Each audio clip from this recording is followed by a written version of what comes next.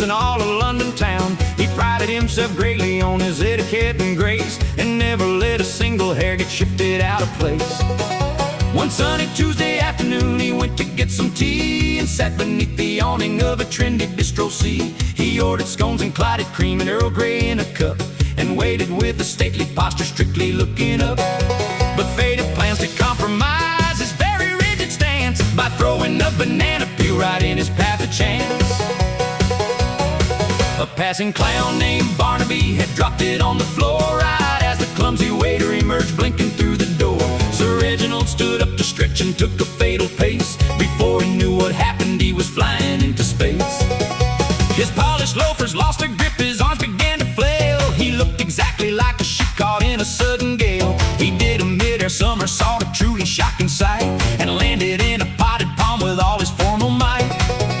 The leaves erupted everywhere, the dirt began to fly as Reginald let out a very high-pitched panic cry.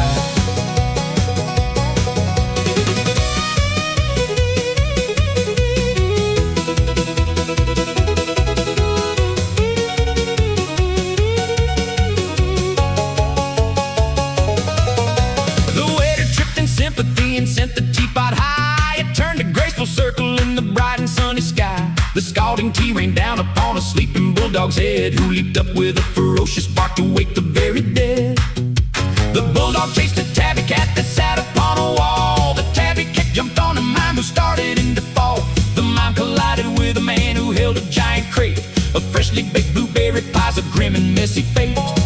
The crate went up, the pies flew loose, a chaotic barrage, transforming the serene cafe into a sweet collage. Sir Reginald crawled out the palm, his suit covered in mud, just as a flying berry pie hit with a heavy thud. It struck him squarely in the nose and splattered on his chin, washing away his dignity but waking up a grin. The pompous man looked all around at the explosive mess and realized that perfection was a boring thing, I guess. He wiped a bit of blueberry from off his fancy sleeve and chuckled with a lightness that he hardly could believe. He grabbed a second berry pie that landed on his knee and threw it at the passing clown with absolute pure glee. The clown was hit, the crowd cheered loud, the chaos started growing, with pastries, cream, and laughter now so violently flowing. The mayor walked by and took a hit of custard to the chest, and joined the fray by throwing tarts with sudden joyful zest. Old ladies threw their biscuits while the children cheered for more, as jelly donuts skittered all across the cafe floor. A baker brought out extra trays to fuel the grand design, and everyone forgot about the rules of staying fine. The street became a circus of a sticky sweet delight, a legendary afternoon that turned into the night.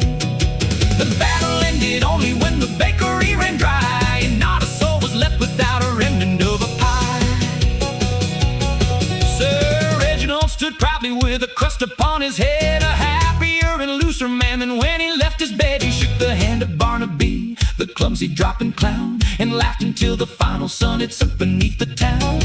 They swept the streets together as the stars began to gleam, washing away the sticky mess of blueberry and cream. Sometimes you have to lose your grip to find your liberty.